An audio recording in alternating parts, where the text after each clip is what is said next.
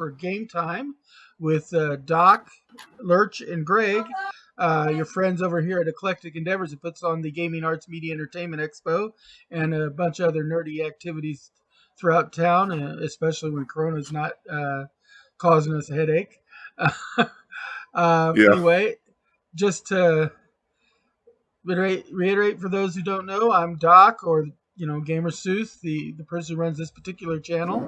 I am the director of cross promotions for Eclectic Endeavors. Basically, I go out and represent us and try to foster our conventions and stuff through partnerships with other conventions and other activities in the nerd stratosphere.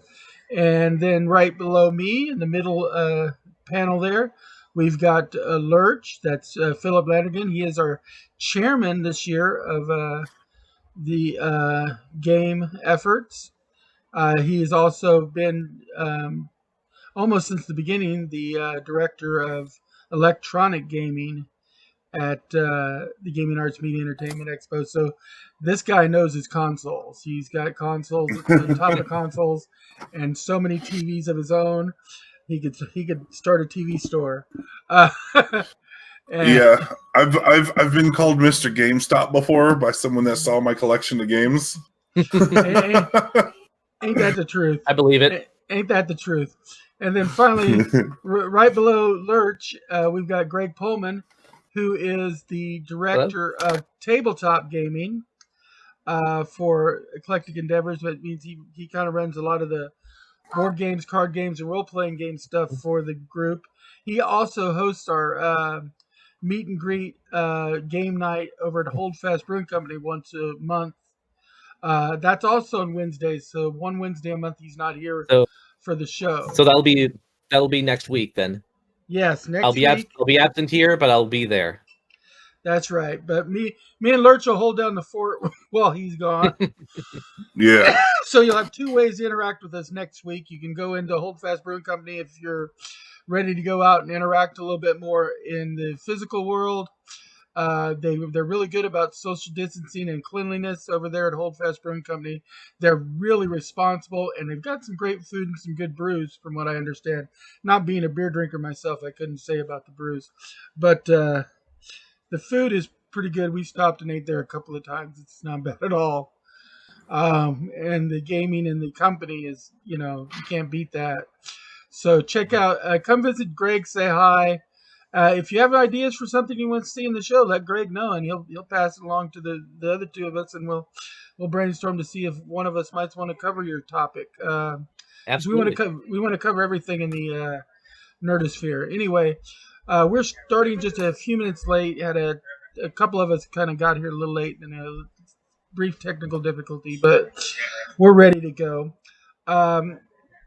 What we do here on this show is talk about anything and everything in the nerdosphere. And so we kind of break it up. Each of us talks about subjects, but we interact with each other in a true talk show podcast kind of fashion. So, and we welcome comments in the chat room. So if you come on in the chat room, make sure to say hi. I will say this once, but I will not be repeating it again. There are no channel point redemptions going on during the show. I've actually disabled channel points just to prevent that from happening anymore on the show. That's something. But those will be back in a month, but not during this show. Podcasts don't need to be interrupted by that. Anyway, we have a tendency to run over a little bit as it is, and that would just delay us even further. Now, we've gone over quite a few topics in the last few weeks, and we've rehashed a few different things. So I'm going to start off with Lurch rehashing some about closures in the PlayStation Store. I think because that's an ongoing topic, might as well touch bases on that real quick and get that over with before we get into some of the more new stuff. So take it away, Lurch. Did you freeze on me, Lurch? Looks like Lurch, officially. There he is. No, there you go. You were froze there for a second. Did I freeze for a second? Yeah. Yeah. All right. So I was saying that the PSP, PS3, and Vita stores are closing this summer, which is something I've shared before on here. The weird part though is they just there's some games, and you can find the list online, but there's been a handful of games that are already getting delisted since the announcement of the store being shut down. And so, there's people like myself are going, okay, I have until this date in August. I have until this date in July or June. I forget the exact date, but there's these certain dates I have until I need to buy everything I want to buy off of these stores. And so I've been like perusing around, finding what digital games I need to get before the store shut down, making a list and checking out how much it'll cost and trying to buy what I can from those stores. And I'm sure other collectors and other like gamers who want some access to these older games that they haven't gotten around to are doing the same. Problem is, some of these games are without announcement, just being pulled off the list. So far, it hasn't been very many, but it starts with a few. Yeah, it makes us concerned. Absolutely. Plus, there's also an issue that I heard about this week about as they're pulling down the PlayStation servers for some of these games. If you have the physical disc for some games and your CMOS battery runs down and you have to replace it or whatever, it won't be able to hook up and run even the games that you've got disc for sometimes, because it won't be able to hook up to the update and everything, even though they're offline games. Yeah. So that's another concern that I recently came across that I thought would it be involved with this particular topic. That's actually has been proven to be a concern with PlayStation 4s. Yes. PlayStation 4s have an internal clock, and the internal clock has to be able to match up with the servers in order to sync up with the server so you can connect with the internet, basically, right? And PlayStation, like right now, those systems don't have any. There's no announcements or anything about support being ended on the PS4s. But it is dependent, if the CMOS battery dies, that's going to end up resetting that and block it from having access. And there's some games out there, there's a number of games out there that even on disc, in order to play it, you have to, in order to actually play, you need to put the disc in the system, and it has to connect to the internet to download a small patch, like a day one patch. Some game companies are creating day one patches to where a game isn't playable until you download the day one patch to help fight piracy. Yeah, exactly. That first patch is just to prove it's a legitimate copy of the disc and not a bootleg. So, yeah. And sometimes the patches are legitimately to fix things that were fixed in the code after they printed the discs. Other times it's to prove, there's not it's not a pirated copy. Whichever the reason is, if you had a PS4 and someone forcibly made their battery reset, to try to trick this to create a simulation of this. I saw that. Yeah, I saw that. And once they did that, it wouldn't sync with the PlayStation Network. It wouldn't sync with the trophies. Couldn't connect to the store. Couldn't download anything. Couldn't log in. And disc games that needed patches couldn't be ran. Basically, any disc game that had trophy support, is from what I understood, had a potential to have that problem because they need to link up just with the digital trophy case. And all PS4 games have trophies. Trophies started, I think, in late 2008 on the PS3. And then, early PS3 games, some of them got patched later to add trophy support. So that means if you lose your CMOS battery, you might as well throw away your doorstop that you have that's called a PlayStation if this keeps up. Now, they might, who knows, maybe they'll put up servers just for the CMOS patching.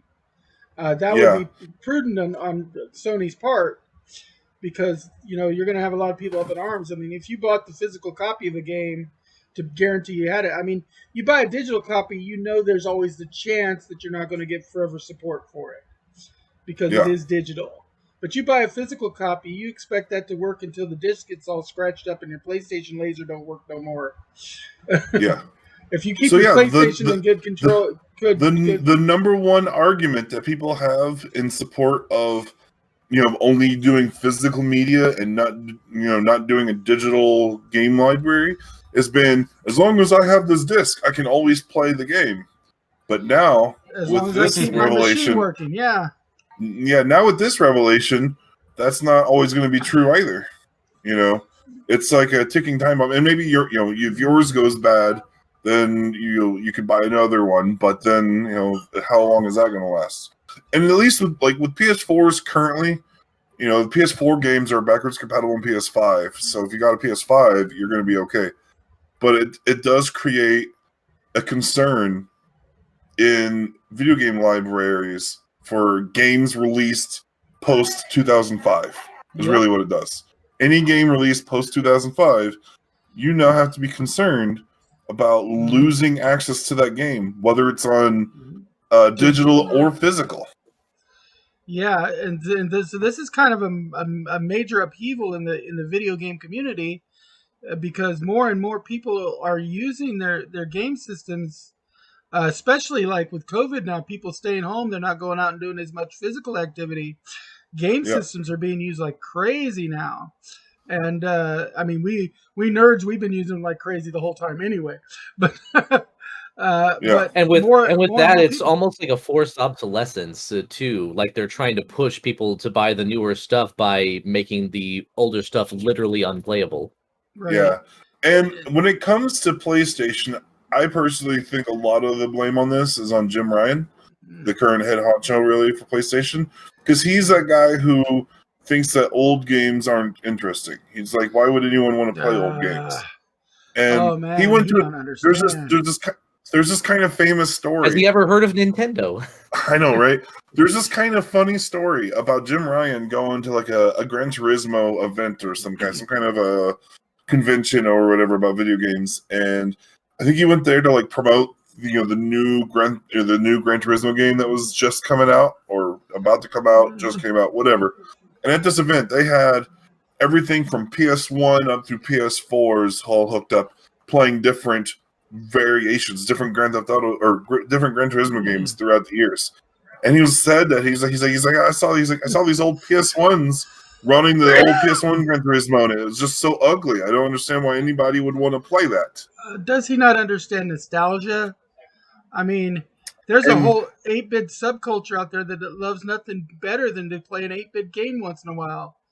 I mean, it's just like the truth is just beyond his vision. Like he's physically looking at people adoring this game from the 90s and going, why would any of these people want this? Some countries have video games in their national archives. They're recognized works of art. Oh yeah. Yeah. Especially Japan, yes. I've gone to the Smithsonian, and one of my favorite parts was the Nintendo display they had there. Right, and they got to understand. I mean, look at the collector's market for cabinet games. I mean, there's still people out there that'll pay a small fortune for an original cabinet of something like Pac-Man, the very first Pac-Man type cabinet, Tetris. Donkey Kong, Defender. I mean, I know somebody who has an old Arkanoid lying around. Yeah, old Arkanoid. Yeah, I mean these things. I mean, look at we're all friends with the owners of 1984 here in Springfield. Yeah, look at how much business they do. We know a couple of guys. We know a couple of people who have a couple of whole businesses of 80 arcade machines. Yeah. Right. I mean, I know personally that Chris and John would kill to get original cabinets of the Laserdisc games, Space Ace and Dragon's Lair. They got Dragon's Lair, I think. They had it on loan at one point for the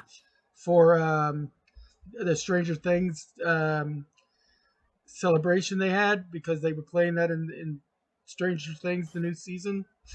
So they had it on loan for a while, but they don't actually own one. they're working. They really want to get one, but they've already said it's really super hard to get. Uh, those, and there's some that are remastered cabinets built where they take a PlayStation or an Xbox and they put it in the cabinet and make it, wire it to the controllers and stuff so that you can play older school games. Looks like you're right there at the old cabinet arcade. These Yep. games have value. I still know people that play the American version because sometimes the numbering is not the same here in the U.S. as it is in the original.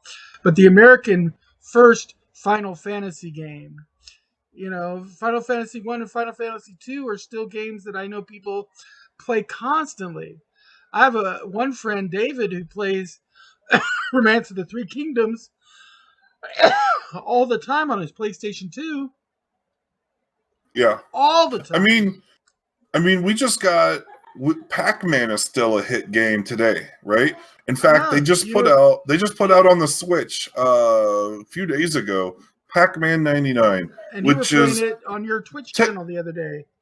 Yes, I was playing it on my Twitch channel last night, and yeah, it's technically Pac-Man 99 is a new game, but it's still Pac-Man. It's not like it's got modern graphics. It's got pretty colors, but it's Pac-Man. It's just been updated to have 99 players competing against each other and a few new mechanics to it. But at its core, it's the same thing. And if people didn't love Pac-Man from the 70s, they wouldn't care about Pac-Man 99 today.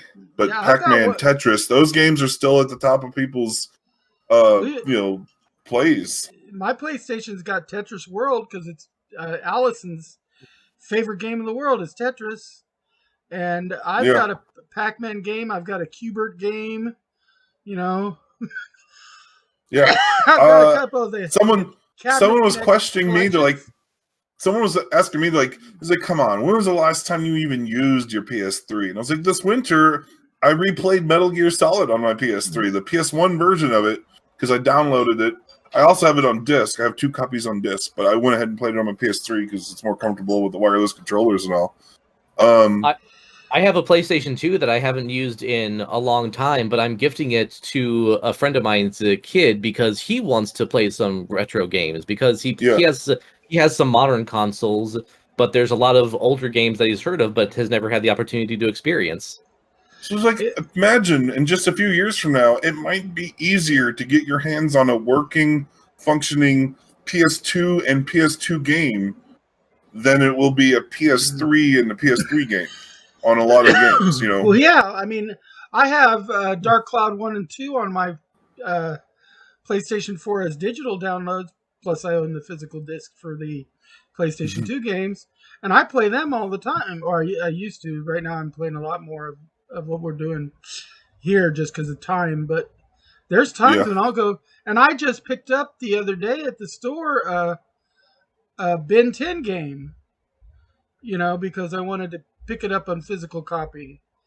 It was on the sale. It was in the discount sale rack. But you know what? I'll grab those suckers up. You show me something with like Crash Bandicoot or anything like that, Ape Escape. I'm all over those too. Nintendo put out last August. Nintendo re-released Super Mario 64 for the Switch. Right. And that sold like crazy. And granted, they put it out for only a 6-month window, so people had to buy it up quickly. Yeah, but that's the thing. I mean, we're not going to go too much longer on this topic, but the point is, there's a whole thing about nostalgia in America. America's especially, but Japan and other countries too have huge respect for nostalgia paraphernalia. I mean, it's a history class, but it's a history class in our entertainment genre. We're not talking about wars, and we're not talking about public figures and stuff. We're talking about our games because we value our games.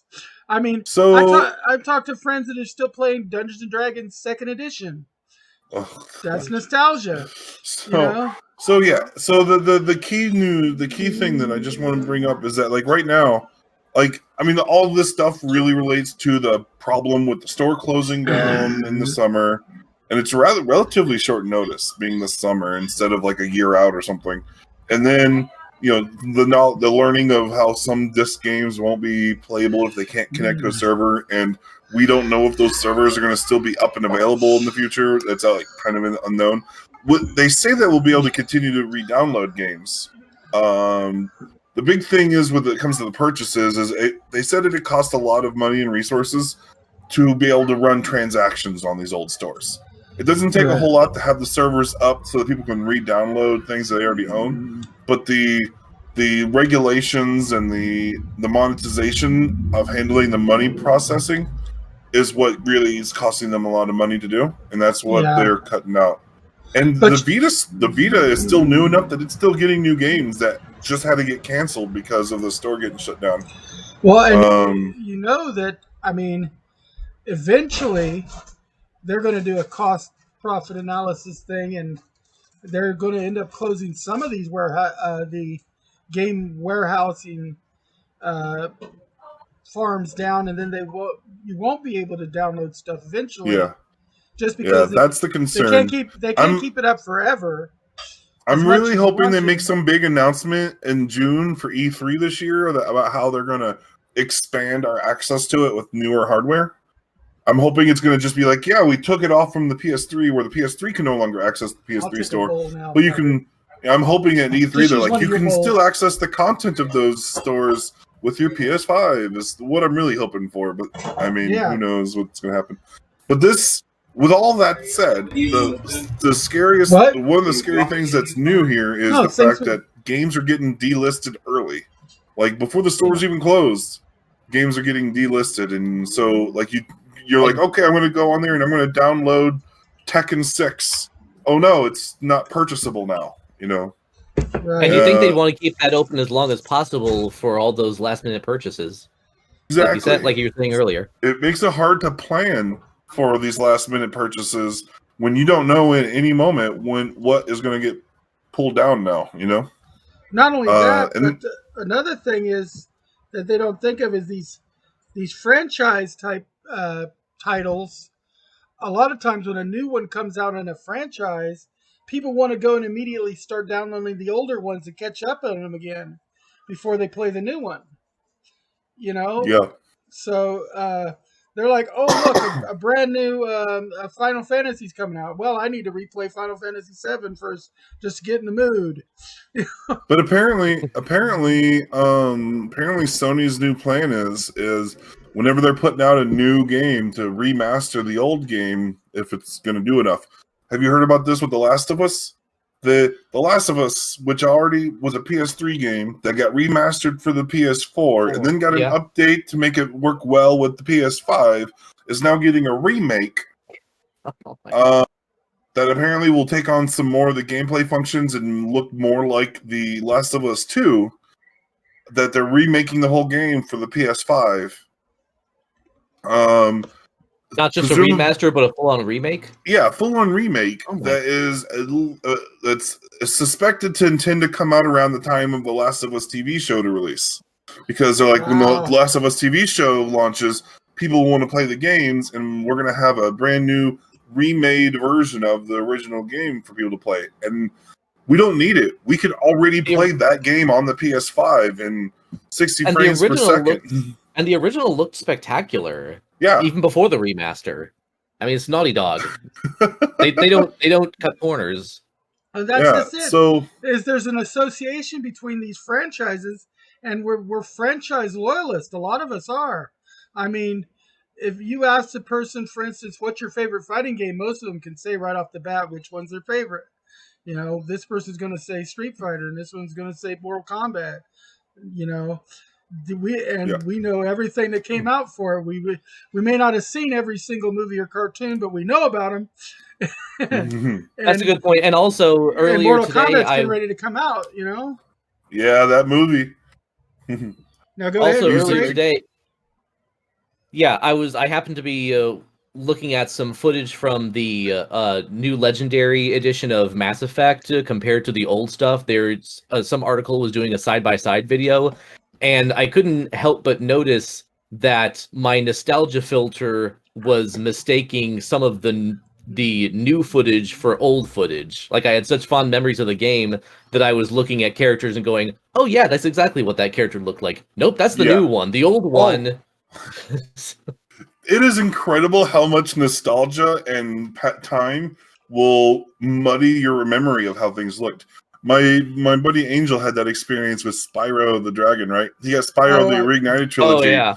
And he's playing the Reignited trilogy, and he's like, "This looks like how I remember it looking." Exactly. But then I happen to have the trilogy downloaded on my PS3, the original trilogy. Not, I also have the Reignited trilogy, but the original trilogy also. And so I booted it up because he was curious, as he hadn't seen it in so long. And now he's looking at the original trilogy, like, "God, this looks so terrible." But my memory tells me it looks like the new one. My memory tells me that Mario from Super Mario Sunshine looks pretty much the same as Mario from Mario 64. Nope. Yeah. I think about the only game that doesn't do that is probably like Final Fantasy VII, because everyone was making fun about how bad Final Fantasy VII looked physically. Why is everyone super deformed? Like, we had a word to describe how terrible people looked. Yeah. Except for during those cutscenes. They had those cool VM, what's that word? Those cool FMV cutscenes. Yeah. But other than that, the graphics on the game's phenomenal. And they did a lot with the technology they had, but it looked pretty rough. It aged. Yeah, and it was their first foray into that kind of development technology. Yeah. So there's going to be some rough edges to sand off. And they did it, because Final Fantasy VIII and especially Final Fantasy IX looked really good. And then of course they made the jump to PS2. Yeah. I haven't really played 8, but I've seen footage of 8. I've seen my girlfriend playing 8, and it looked pretty good. Great graphics. 10 is I distinctly remember. I distinctly remember in my childhood, because I think FF8 was the first PlayStation game I ever owned. That and Dynasty Warriors 3, one of them. Yeah. I remember playing the game and thinking to myself, it is physically impossible for games to ever look better than this. This is the plateau. And then a couple of years later, I played Final Fantasy IX and thought, this is the best games will ever look forever. This is the plateau. Yeah. So, I mean, I think someone needs to tell Jim Ryan, anytime he wonders, if anyone would actually really play older games, show him the success that the old Bethesda games are having on Game Pass right now. Just Fallout New Vegas is all over the place because of it showing up on Game Pass all of a sudden. Just put out a straw poll. I mean, ask right now. It says, "Hey, guess what? We're trying to see,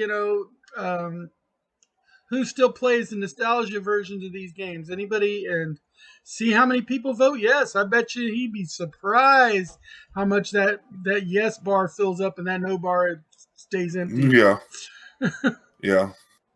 And I get that maybe it doesn't sell a whole lot, right? It's not super profitable because most of the people that most of the people playing the old games have already bought the old games, right? Yeah, it's not as monetized. Yeah, but you want to keep that brand loyalty from fans who still play the old games, right? Yeah, maybe someone's not buying Final Fantasy VII every month because they bought it 7-10 years ago and they're still playing it today. You know what I mean? And you want to keep that person in your family of your systems. And if it's a matter of server space or something, just cycle out the games. Do what Nintendo does with their NES and Super NES emulators. Just have a roster of games and cycle them out. Keep the files you need archived somewhere, and then have a rolling shop. Yeah. So for anyone that wants to buy some PS3, Vita, and PSP games, I would recommend trying to buy the ones you can as quick as you can, because despite the closer date being a couple months away, who knows when your game that you're into is going to get delisted. I went ahead and downloaded Persona 4. I was kind of on the fence about it for the Vita, Persona 4 Golden, but it's I never played it, but it's highly regarded as the best Vita game in the world. And I was like, I don't know. And I watched some videos and I was like, it sounds pretty good. And then I started hearing all these closings. I was like, you know what? I better just go ahead and buy it now. It was $20 or something. And I was like, I can afford the $20 to get what is allegedly the best Vita game, and it's got like 100 hours of gameplay to it. So I'm like, if I end up liking it, it'll be well worth the money. And it's not like and it's we've the never best version of it, supposedly. It's not like you've never thrown money away on a dog game. I mean, Yeah. every once in a while you buy one, and when you get it and you start playing, you're like, you know what? This is a complete waste of money. But yeah, like Elder Scrolls Online. I liked Elder Scrolls Online. I still do. It's just, it's more for us MMOers. Yeah. The only MMO you really play is Final Fantasy 14, so.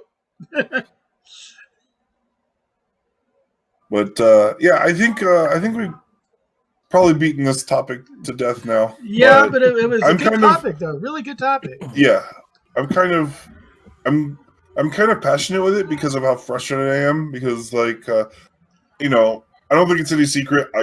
I mean, I play all the consoles and I buy all the consoles, but PlayStation's been my favorite since the mid '90s, and I've got all the PlayStation systems. I got PSPs, Vitas, PSP Go, the PS1, 2, PS Minis. I got the miniature models and everything. Right. And my PS3 is still hooked up to my main television in my living room, just on the shelf above my PS5. Right. And I'm concerned about and I've kind of been one of those ones that embraced the digital library relatively early, because growing up, I got robbed several times. My home got burgled and lost entire collections, and so having a digital library seemed far more secure. But now I'm unsure about that. Mm-hmm. I was like, as long as PlayStation doesn't go out of business, I should be fine. But now PlayStation is just going, we're going to shut down the store. And today they're saying you can still re-download them, but the fact, what happens next week? I hope can't. Yeah, what happens next year? Okay, well, we have beaten this one pretty much like a dead horse. Yeah. So what we're probably going to do is we've revisited the bits and pieces of this one for the past several weeks. We will not go back to this one again unless we get another major update, guys. That way we don't keep beating the dead horse. Yeah. I just think the fact that the games were getting delisted ahead of time was definitely worth bringing up. That's a major update. Yeah. And the whole thing about the server thing that I brought up was important too. I'm just saying that we're not going to spend more than 10 minutes on it in another show. Yeah. Okay. Now that was it. Now let's go into something a little bit more on the positive side of things. How about Greg? Tell us about that 15th annual Golden Geek Awards. Yeah, BoardGameGeek.com is having their next annual Golden Geek Awards. If you put the webpage up already, then I don't have the live stream pulled up. Yeah, he's got it up. It's got the contest information. It's got the different categories for board games. It says they ended the RPG and video game categories due to lack of participation, which surprises me, but that's their concern. They split the game of the year category. I thought this was wise into light, medium, and heavy games in terms of complexity, because depending on what kind of experience you want or what your group of friends or family are, terraforming Mars might be your speed, or you might be looking for something a lot lighter, like Forbidden Island or something like that. Right. So I think that was a good decision. They changed their best party game to best zoomable game, and it's amusing that zoom is an adjective now, but c'est la vie. They've got the terms of the contest, the voting apparatus that they're using, detailed on there also. Right now, they're just doing nominations, and everybody can submit nominations for which games they want for each category, and then they're basically going to take the top 10 for each category, and that'll be the voting. And then they're going to use the Schulz method for the actual poll. So you rate the games 1 to 10, which one you think is the worst in the category to the best, and then they'll aggregate those and come up with a final tally. Right. It's a smart way to handle votes. Mm-hmm. They do have a to prevent fraud. They are charging, quote unquote, to enter, but they have a website currency called Geek Gold, and you acquire Geek Gold through participation in the forums and the online shops, their online auctions and such. And that can be anything from posting a new game to posting new images of games to upvoting or downvoting images on whether or not to approve them for posting. And so it's 20 Geek Gold to enter, and I've got their chart up here. It's 2 to 5 gold for submitting a new game if it's approved by the admins. It's 1 or more for submitting a new image or submitting files for a game. So there's adding eBay listings for a game, voting to approve, tips from other users. There's a lot of ways to acquire that. So if you're somebody who's already involved in those forums, you probably have got the scratch already. And if you're not, it's not that hard to get up. It's not like you're having to shell out actual money or get involved in some kind of multi-level marketing scheme. They're basically just wanting to make sure you're involved. Yeah, exactly. That you're participating. Yeah, instead of just review bombing or whatever. Or making a bunch of bot accounts or something. Yeah. Yeah. Which I can respect that. That blower needs to be turned off. Oh, okay. That's pretty cool. Yeah. I'm not. Is he in his room now? I feel like I've heard of these before, but I'm not terribly familiar with them. But that's it's pretty cool. I dig it. I'm not overly involved in the voting, but I do go to Board Game Geek a lot to look for reviews and ratings. Yeah, I do that myself. Well, I was before, I was more than like one missing anyway. But the last time we had an in-person game expo, I brought a bunch of games for demo and raffle. And the way I found those games was I went to Miniature Market in St. Louis when I was visiting visiting my family once. And I found a bunch of games that were on sale for half price, sometimes even less. And then I made a list. I went to Board Game Geek. I looked at review scores and watched videos. And then based on that, I made my decisions. And I think all 5 of them were decent picks. Great. Yeah, they've been a great resource in the past for me as well. I say in the past because I haven't bought a board game in like a year and a half. For reasonable reasons. Kind of funny on your Facebook. On your Facebook memories, it was like from several years ago. It talked about when the Board Game Warehouse closed down and all the ones you bought, Lurch.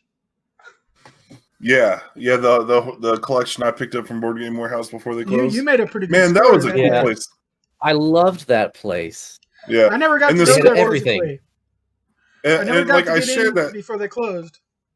It came up on my memories, and I had to share it because I was like, "Man, this was a great patch of games. Like that particular patch made up for the majority of my most heavily played games. I think, not counting Marvel's Legendary because I had that already. Yeah, no, that's but like your it had like Red Dragon in. It had Archer the board game, which. Man, the best time I played that game was with a group of actors that were big fans of the game, and so they were playing in character, or as in characters you can while playing a board game. It was amazing. So, anyway, I guess sidetracked easily. So, yeah, it's a good way to go and make your voice be heard and influence, one of the awards out there. Who knows? And once the scores get aggregated. Get some good recommendations for games to catch up on. Since we've been inside for so long, it's easy to lose track of what all's been going on. Yeah. And I was saying, as our show goes on and stuff, after we've had several episodes, who knows? We might even start a little vote to see who's what's the best game we've talked about on the show or something. But Yeah. wait till we've got a few more under our belt before we do that. Yeah. We're still getting started here, but we're glad for anybody who comes in and tunes in. And no, a lot of people aren't watching this live, but they will be watching this on YouTube later on. So we'll still give the best show we possibly can every time. All And right. speaking of getting sidetracked, I have found a game called Taco Cat Goat Cheese Pizza, and I am immediately intrigued. I have no idea what it is, but it looks adorable. I have a feeling Taco it's some cat goat cheese pizza. Five different say, things, not like a pizza with all those things on it. I don't know. Okay. Or maybe it is. I don't know. Maybe it is. Oh, you're gonna have to let us know more about that one after you have a chance to play it. I will put it on the docket. All right, yeah. Right. That sounds ridiculous. And for those who don't know, Greg does play games on his channel, Queen City Cardboard. I think it's Thursdays is when you're playing now? Yeah, Thursday, 10 a.m. to at least 1 p.m. Sometimes longer if I feel like it. Right, that's it. Anybody who's been looking for my shows, I've been out for the past since Friday because of still getting over having my second COVID shot. So this is the first broadcast I've done since, and I may or may not do my regular broadcast later on tonight. But anyway, let's move on to our next topic of discussion. Which will be, let's see here.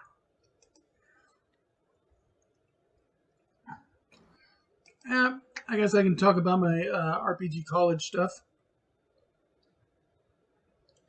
Now, the next thing I was saying is what we were going to do in building a campaign. Like I said, we're doing a composite thing. We're building up from the little focused in and then out and then down from the big broad spectrum view. So in that regard, what we're going to do is we're going to draw the first building that the characters will be in. So I'm going to launch this real quick. I probably should have done this sooner.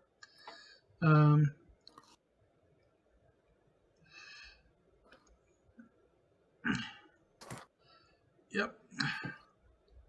And basically, when you do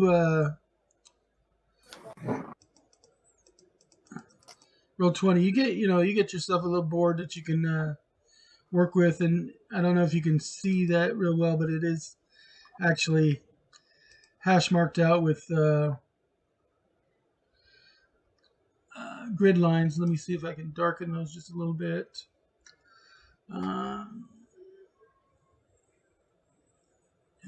Grid color.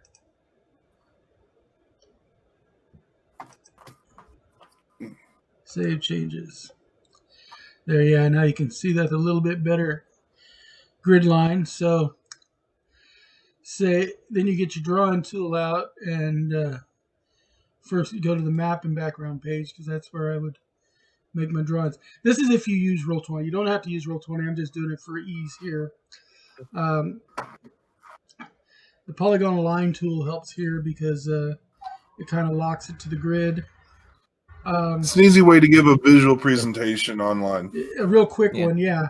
So you start with, as any building is going to be, a series of lines.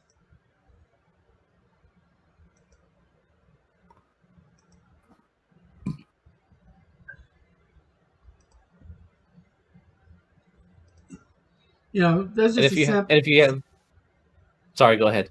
And that's just a sample building. And go ahead and say what you were going to say, Greg. I was going to say, if you have the luxury of playing in person, it's also not difficult to get your hands on grid paper. So this is still useful. Oh, yeah. And there's a lot of different products out there that you can buy. Dry erase type products that you can do with this. Wet erase products. Ones that will actually hold for long periods of time without ruining the product if you wait to erase it, a month or 2 months later. There's geomorphs and tiles that you can buy to help you build different things. There's some preset, taverns and inns, which is usually first building you almost always build is like a tavern, even if you don't go in and detail it that much.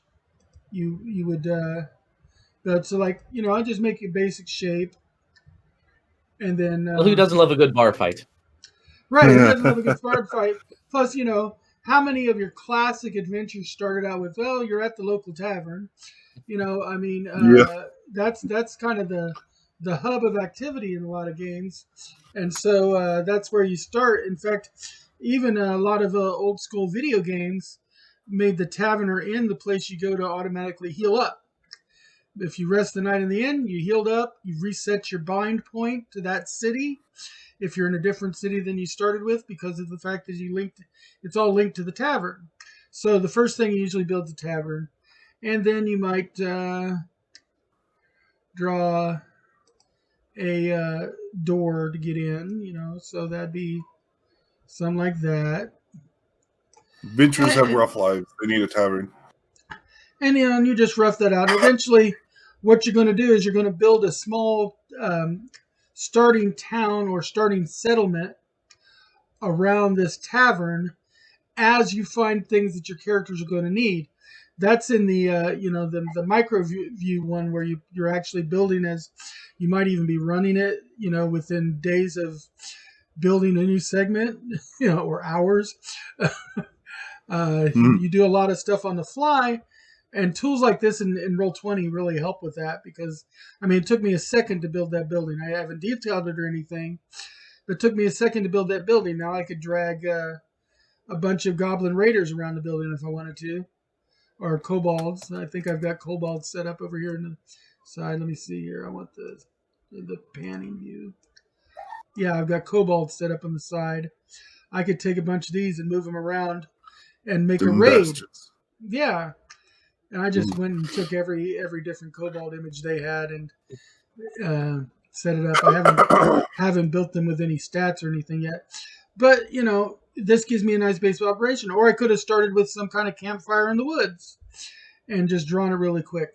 The point is you want to rough out your first couple of encounter areas. And believe it or not, in town, even though you're not necessarily jumping into monster battles and stuff, that's still an encounter area. It's just you're dealing with what they call a social encounter. And I think that's where we'll talk about one other thing and then be done with this, because I don't want to spend a whole lot of time on the RPG College this week. But this one other thing is the 3 pillars of a good role-playing game. Role-playing games, a lot of people think and focus on just one of the 3 pillars, which is, combat. And that's fun for some people. I'm sure hack and slash is all some people want to do, and that's fine. But there's actually 3 different aspects to the game. And the best games I've always played in had a nice, pretty equal balance between the 3. And the 3 pillars are conflict, combat, social interaction, diplomacy, all that, and then exploration, and that's going out and mapping the world, discovering new things.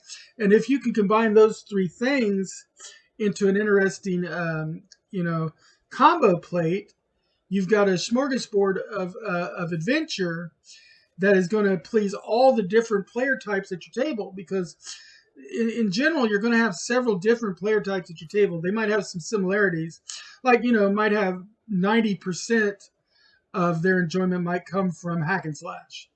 Let's face it, there's a whole bunch of people that just want to get off work, go play a D&D game, and work out their frustration by envisioning their boss as ogre number 1. And that rude customer is troll number 2, and they just want to just start waylaying on them. And that's some catharsis.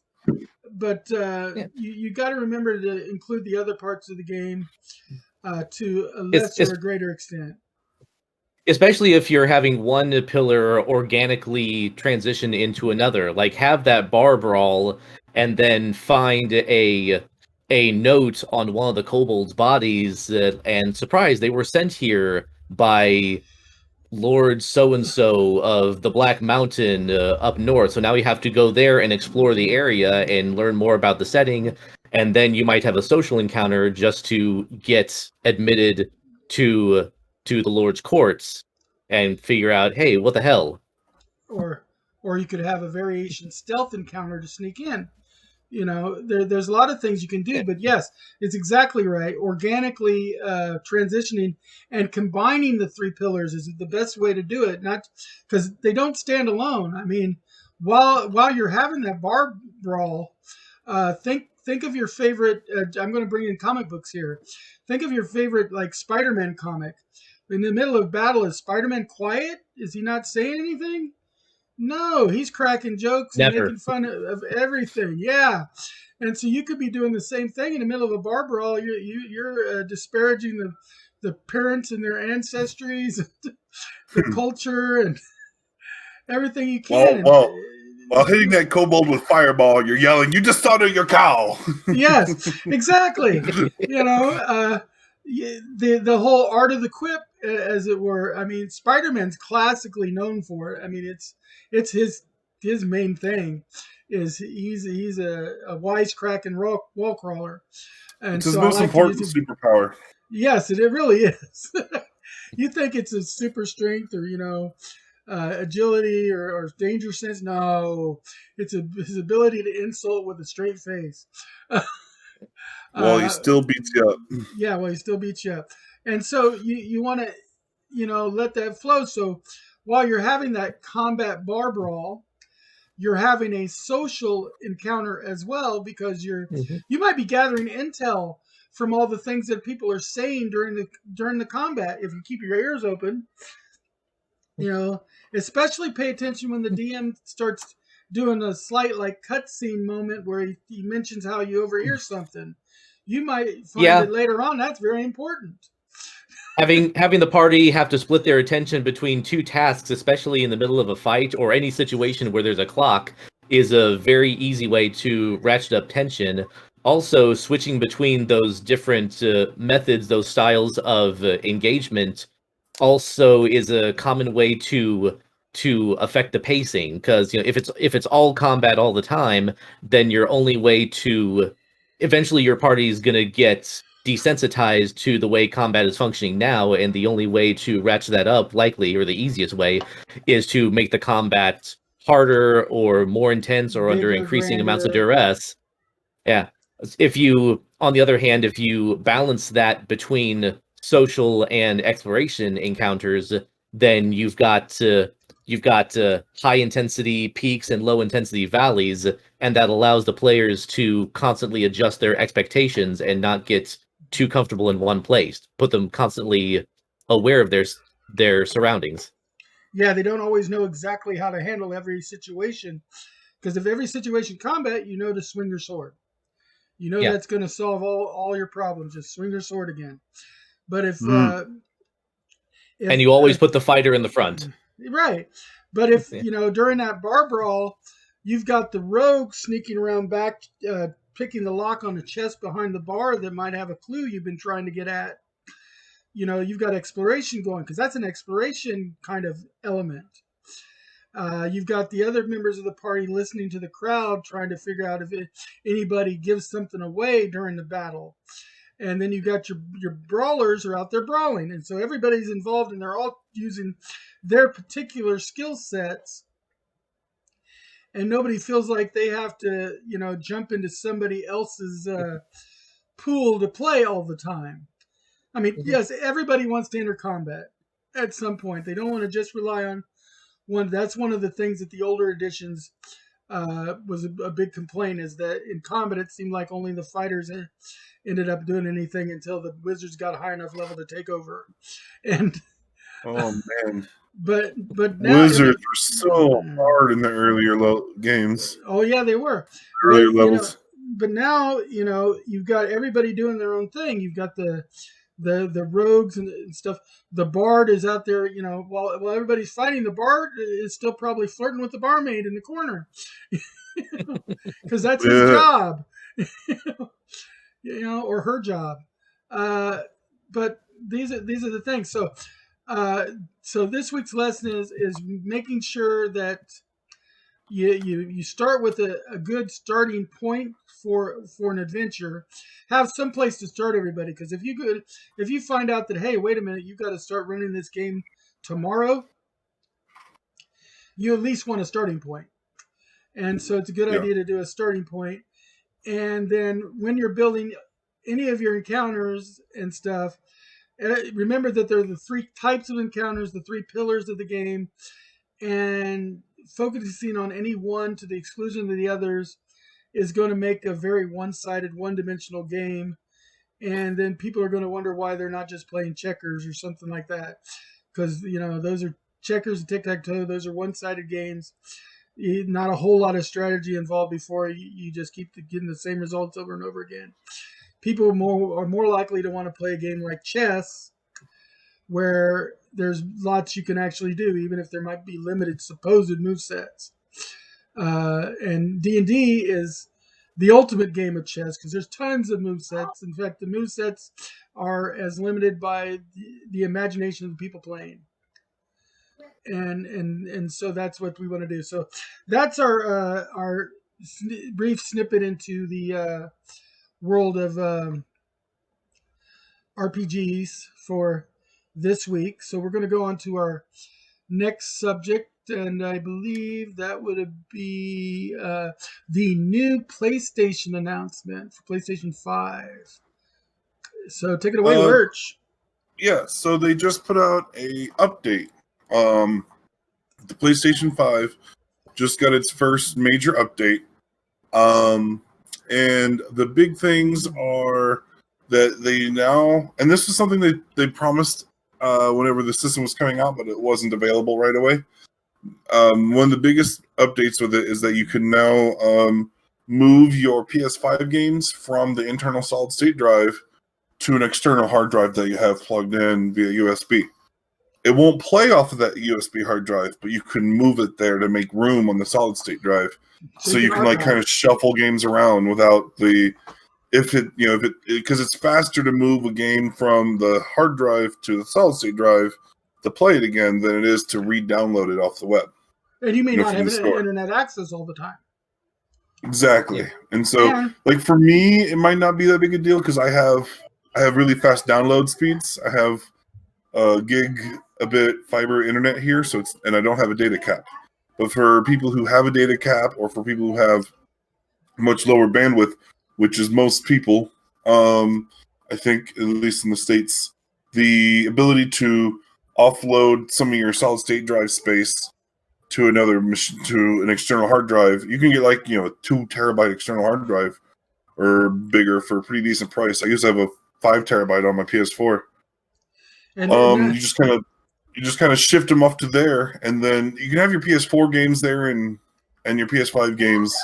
PS5 games have to be on the solid state drive if you want to play it. So you just move it off when you're done playing to make room for something new. And then when you want to switch back, you make room again by moving something from the solid state off to the hard drive and then transferring back from that hard drive to the solid state. And it's just a heck of a lot faster. It ignores your data caps and your bandwidth speeds to be able to switch it around. Yeah. Is it a hardware limitation that prevents the system just running the games off of the external drive? Yes. So the games are designed to be able to use the extremely high speed of the internal solid state drive. And so because of that, the USB ports are not able to transmit data or read data off of external hard drives nearly as fast as it can off that internal solid state drive.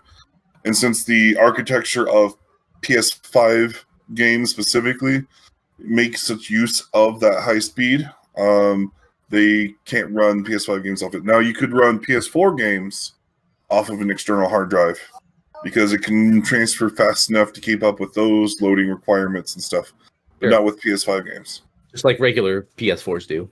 And to just briefly touch on our previous topic, not to go into it again because we could spend a lot of time back on it again. Yeah. But that's also, a way for you to warehouse some of your games just in case you start fearing that they're going to take down the ability to re-download them. You can put them on you just archive them on a RAID. get buy like 10 terabytes of external hard drive space and then plug it in and have all your old PS4 games on there in one place. If you own a copy, put it on your disc too. Yeah. just to be sure. I mean, right now, look at the way the wind's blowing. Yeah. It's just a concern. So yeah, and if you haven't had a chance yet to see the PlayStation 5 console, this is a sharp-looking machine, people. I mean, look at the lines, the color, everything. This looks really great. Another big feature is the ability to share gameplay across generations. So, like if you're on a PS5 and you had a friend that's on PS4 and it's a multiplayer game, you could invite them to join you in gaming.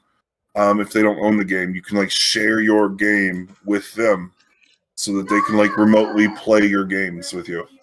Which is going along with a lot of the new stuff that Corona has inspired, like with the Zoom party movie watching and things like that. This would be party game watching, gameplay.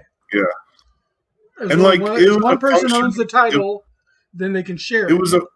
It was a function that existed on the PS4 that I suspect is getting more use during COVID than it did before. But it existed in the PS5, but PS4 and PS5 couldn't cross over the gameplay sharing. Right. And that was one of the other major parts of the updates. And then there was a handful of other smaller functions. So if you want any more information about it, you can go to the PlayStation blog, and it has a lot more details about it. There's some other minutia, but those are the two biggest parts, and that's why they make the headline on this article here. And then that's really all I wanted to say is there's some new social stuff. I don't remember everything about it, but yeah. And there's some new features. It looks like for the PlayStation. There actually is there is one other thing I want to mention. So something that the PS5 does, every time you earn a trophy, it'll record like a little 14-second clip, and you can turn it off so it doesn't do it at all. They now made it to where you can have a little bit more minutia and control, where you can say, instead of every single trophy, like just record if I earn a gold or a platinum, because I don't need to record 14 seconds of footage every time I earn a bronze trophy, right. That kind of a thing. Yeah, the which is eating up a fair amount of space for people too. Yeah, the introductory participatory trophies don't need to have that clip. Yeah. But once you start getting into something bigger, you might want to broadcast it. Some people are getting a fair amount of their hard drive or solid state drive storage taken up by a whole bunch of little 14, 15-second clips of bronze trophies that they're earning. That's in 4K, resolution picture. Those files, they're short, but they're such high picture quality that they're not exactly small in file size, and they stack up. By the time you earn a couple hundred trophies, those little bronzes sometimes can be real. A lot of those bronzes are really easy to get. Well, each game has 50 plus trophies, and it's a cascading thing. Is at the beginning you only earn one or two trophies, but as you start playing, there's a one peak period in time when you're unlocking everything for a minute on some of these games. So you're getting 4 or 5 trophies in a session. I'm curious what my Avengers game did, because when I upgraded from my PS4 version to the PS5 version, it popped every PS5 trophy of that game that I'd unlocked from the PS4. So I wonder if it just suddenly recorded, 14 seconds of footage 20 times all at once.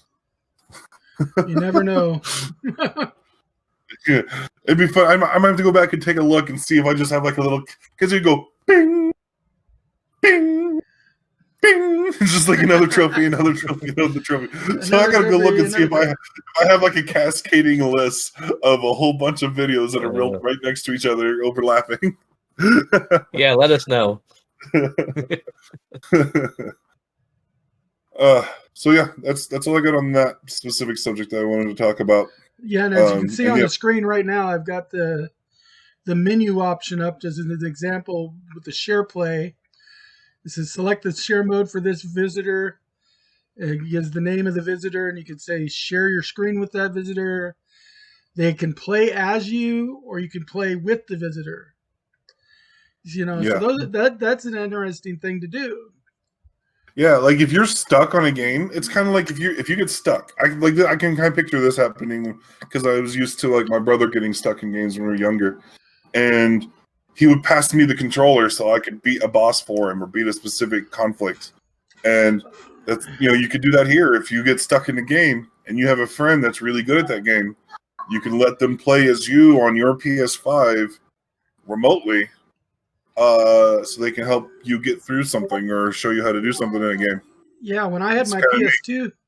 PS2 hooked up, I have a friend that lives in Boston who, she spends part of her time in Florida, but she gets stuck all the time playing Jax and Daxter 1, 2, and 3, and some of those challenges like the fishing challenge and stuff. Whenever she gets to those challenge spots, she pauses the game, saves it, send me the memory card, and ask me to finish it for her, and then send it back to her. Wow. She's like, what, mail you the memory card? Yep. She did that for Jackson Daxter. She did it with Dark Cloud too. How are those games? I'm tempted to buy the Jack and Daxter trilogy collection I found on sale. It's worth it. It's a great game. Yeah. The gameplay, the cartoon characters of Jack and Daxter are just hilarious to watch play. Those nice little sub game puzzles and stuff. It's very much in the style of like Crash Bandicoot, Spyro the Dragon, Rayman, those kind of games. Yeah. If you like that Rayman's kind of not one you hear mentioned very often, but those are pretty good games. Oh, I love Rayman. I got one of the new Raymans on my PlayStation. But it's been forever since I played a Jack and Daxter game, but I remember really enjoying it. The platforming was good. It was never frustrating. Like you had to work for it, but you never encountered a thing where it was like you have to jump at the very last possible moment to get where you're going. And combat really well. I loved them. And the levels were each different and unique. You didn't feel like you were just doing the same thing over and over and over again. Mm-hmm. When you went to another level, you were doing another challenge. And gotcha. When you did little side games, each one was its own little side game. And and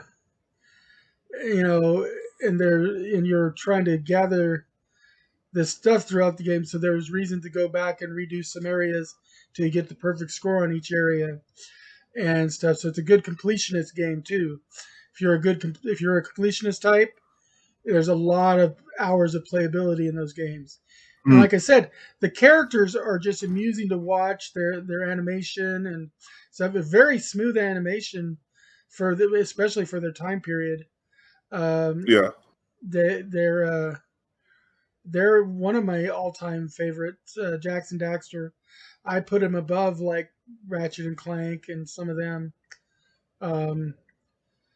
Like I said, it puts me in mind of stuff like Spyro and Crash Bandicoot and Banjo-Kazooie. Banjo-Kazooie. So yeah, I think we might need to move on to the next subject. I believe it's Greg's up next. Yeah, right? We're talking about not that. There we go. All right, Greg. Now about the Illrigger book. Yes.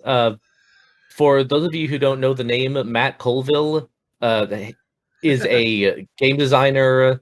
Video games and tabletop RPGs. He has an outstanding YouTube channel that I would recommend for the running the game series alone.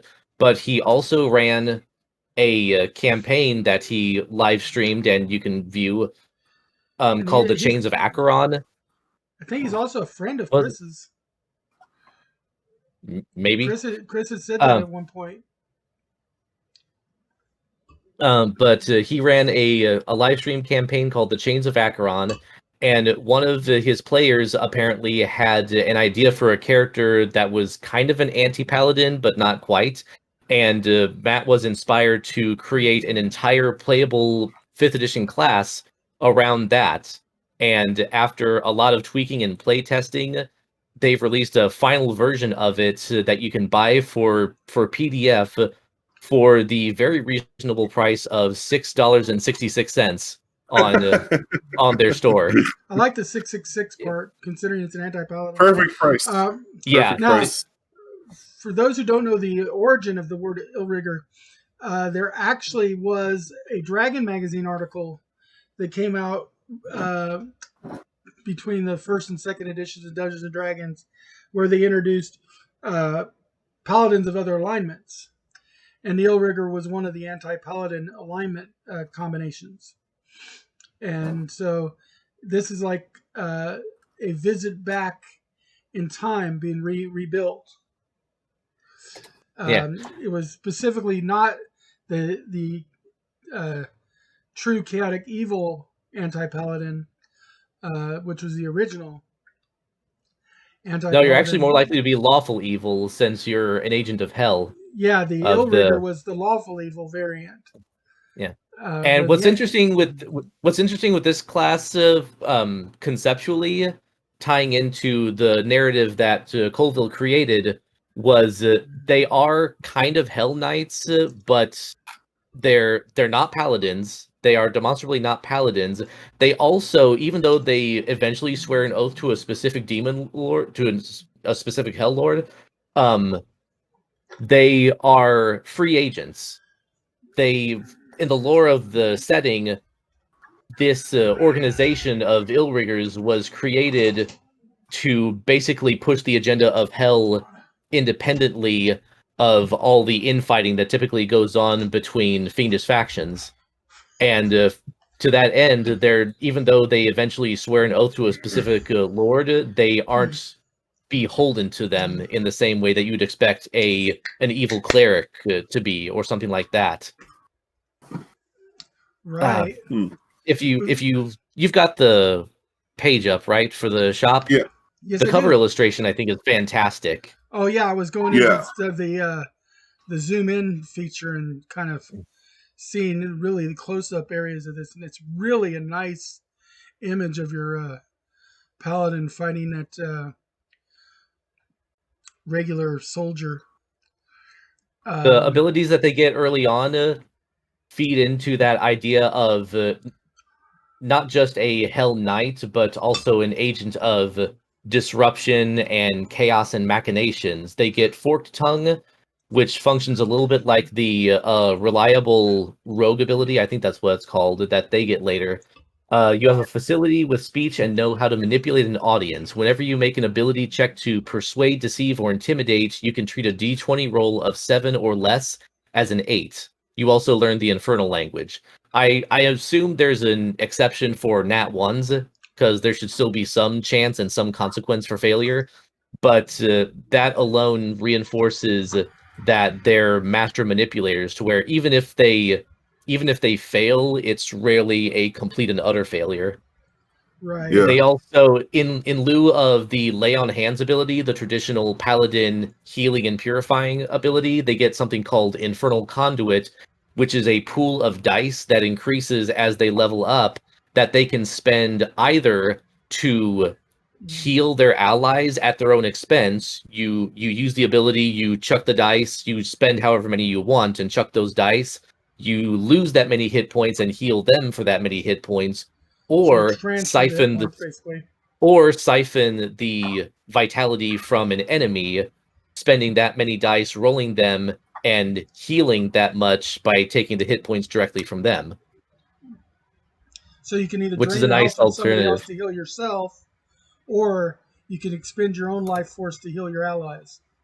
Which still functionally similar to lay on hand, with an added risk, since you are casting from your own vitality and not from a god's power, and reinforcing the flavor of you are using dark energy to inflict this. It's a transference of life energy.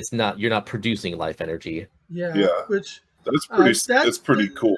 that's a little bit closer to what the more traditional lay on hands should be anyway, because lay on hands is the way it's actually written, not rules wise, but written flavor wise, is supposed to be that the paladin uses their own righteousness in order to take their own fortitude and transfer it to an ally to heal them.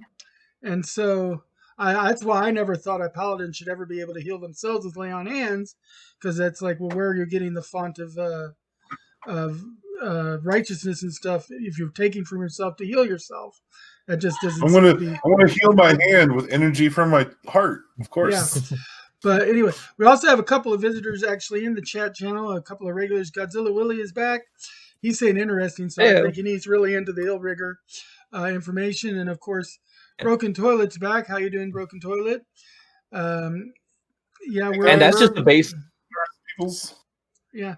Yeah, I'm glad you're enjoying it, because there's a lot more options that you get as you level up too. At second level, you get one of 4 fighting styles that are themed based on a certain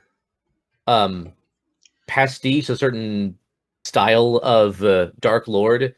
You've got treachery, you've got bravado, you've got schemes, and you've got lies. Oh, nice. And they aren't all exactly what they seem, but if you look up Matt Colville's YouTube channel, he's got a 16-minute video that goes into more detail and has a link to the shop page that you're looking at. Treachery seems to want to face off Treachery seems to want to face off directly against a specific enemy and like duel. Like, you get a bonus to attacks if none of your allies are also adjacent to the enemy you're fighting. Bravado gives you a bonus to your AC if you're not wearing armor. So it evokes the kind of Dark Lord that is standing there in a badass robe or noble suit. a noble flare, or the Demon Lord who's just a snappy suit and tie and nothing else, but can still kick your ass 7 ways to Sunday. The schemes fighting style that is just closing distance and maneuvering around your opponent while they're trying to pin you down. The lies is the strangest. The lies one is the strangest one to me. I'm just going to read off this one. When you attack with a 2-handed melee weapon, you can use your charisma modifier instead of your strength modifier for both the attack and damage rolls. I want to rationalize that as your force of your ability, force of personality, which it could just be an infernal boon, like I'm so close with the dark side that I channel my own force of will and personality into damage. Or it could also be lies, like my character is so good at manipulation, they can convince you that I'm this big beefy guy who's going to swing this massive heavy thing at you. Oh, you're just going to step to the side and dodge it? No, I'm a liar. I can turn that weapon into a flurry of blows that comes at you from a completely unexpected angle, because I'm not hitting you with strength. I'm hitting you with my force of personality, literally. He equipped him before he hit him. Yeah, something like that. A lot of feints and ripostes and stuff. Yeah. Of feint after feint after feint, but somehow with a maul or a greatsword. Which you don't see. You don't see that with 2-handed weapons. You see that with rapiers. And mangosh. I'm gonna get you over here. That's something you see with a mangosh and a rapier, not a maul. Yeah. Yeah. Usually when those won't start moving, you don't change the direction too easily. The other big thing that every Illrigger gets is called Baleful Interdict. You basically get a stock of seals that you can place on enemies when you hit them or when an ally hits them, and then you can burn those seals as a free action to deal damage. And as you level up, depending on which subclass you picked, those seals deal more damage and also apply other effects, like applying penalties on their attacks against you or making them more vulnerable to your magic. So it's a marker or a mark or curse kind of mechanic. It's a mark. It's kind of like the hunter's mark, whatever Hmm. they called it from fourth edition But with a Rangers. curse element Is, because it is can that Yeah, what's have some happening to negative that effects. soldier's face in the picture? Could be. probably. Could be. Yeah. Probably, which You're segues giving a nicely massive headache. into Massive That or which he headache. punched him with his charisma. which segues nicely into the subclasses. There's three subclasses, each of which has a different kind of theme and flair for how you evoke your hellish power. The first one is the painkiller, and the illustration that's on page 10 I really love, but also I think that's what's being reflected on the cover. Because Matt Colville in his video specifically referred to this as kind of the Darth Vader archetype. You gain proficiency in heavy armor. Normally they just have light and medium. So you're bulky and heavy, you don't move a lot, but you lead from the front and you have a lot of rallying abilities for leading your troops. And you also have abilities to like one is literally called by the throat. Starting at 7th level as an action, you can place one of your seals, one of your interdictions, on an enemy within 30 feet. If they are sized large or smaller, they must make a wisdom saving throw or be grappled and restrained until the grapple ends. So you basically hell force choke somebody Mm, with your dude, power. Uh, that's pretty Yeah. sick. I'm looking And Yeah. through here. Doc's kind of scrolling around at the art, and man, That this so is they dragonborn, have some. that dragonborn they're in the they're based Architects of Ruin is an awesome picture. Yeah. yeah. The the abilities seem to translate into a caster leader type, someone who's not someone who can fight in melee but isn't supposed to. They're supposed to. Their squad is their weapon. Their army is their weapon. Shadow There's the Shadow Master. Master, which is an uber rogue, like think third edition Shadow Dancer, but more so in every conceivable way. They can close distance by teleporting when they apply a seal. They gain additional proficiencies with stealth and breaking and entering tools. Let's see.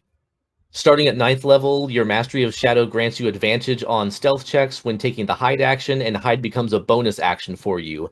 So you can, in theory, strike, move away, and hide all in one action. And you could be standing right in front of them and then just dodge away and have them go, wait, what just happened? And why am I bleeding everywhere? So Yeah.